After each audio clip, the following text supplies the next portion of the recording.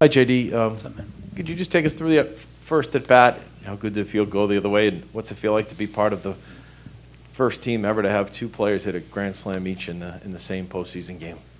That was the first one? That's interesting.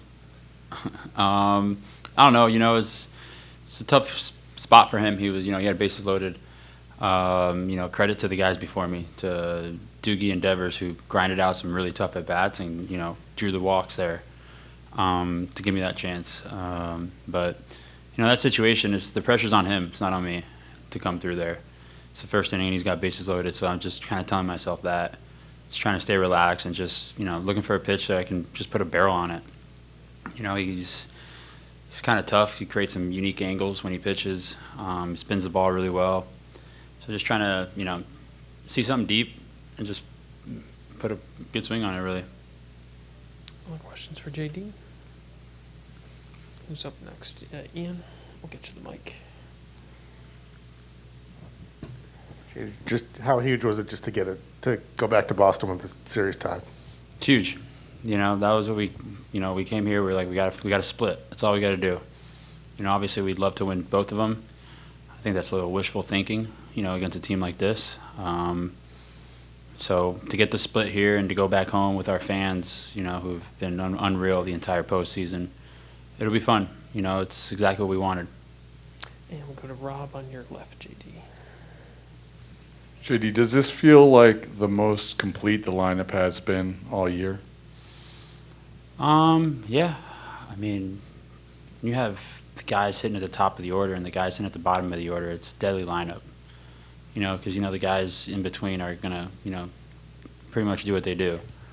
So Kike to be playing the way he's playing, and even Doogie, hitting the ball the way he's hitting the ball. I mean, it's a potent lineup, 1 through 8, 1 through 9. So it's fun, and it's the matchup. This whole series that's the matchup. Is they got the same team when you look at it on paper. They have an unbelievable lineup, and we feel like we do too. And seated on your far left, John. Thanks, JD. We know, obviously, Rafi's down 100% right now and grinding through it. What do you watch in his preparation every day that gets his swing to a point where he's able to take advantage of that pitch and hit a grand slam there? He's found a routine. He's found his cues, his thought process of what he has to do, and to line his swing up.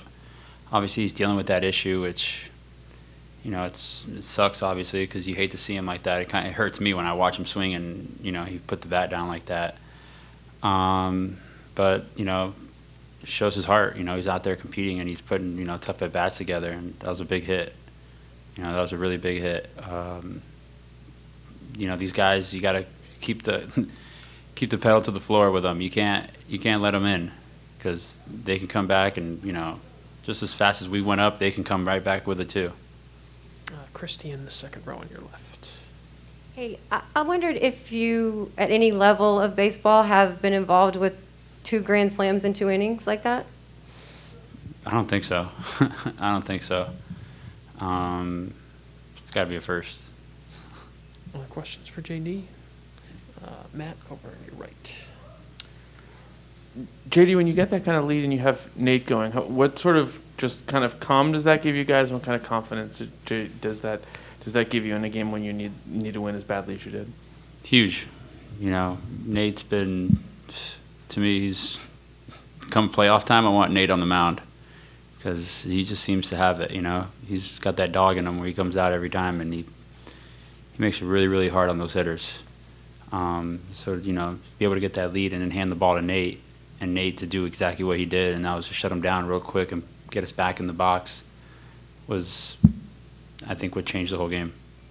Do a couple more on your left, John. JD, I was wondering, when was the first time and place where you probably met Kike, playing with him? Obviously, both being part of the Houston organization. What was he like back then, and how has he changed to where he is now? We talked about that the other day, actually, and I never got to be around him enough because he was always 2 levels under me. Because I always asked him, I was like, where were you in 2010 or whatever, when I was in Lexington, and he was in the GCL. So we'd always see each other like in passing during like when we were in, spring training and stuff. But I just always knew of him because the scout that drafted me, Greg Brown, actually drafted him too. So he always kind of, would tell me, he's like, you guys are my guys, you guys are my guys. So I always knew of Kike. That's a pretty amazing scouting story. We'll finish up with Dan.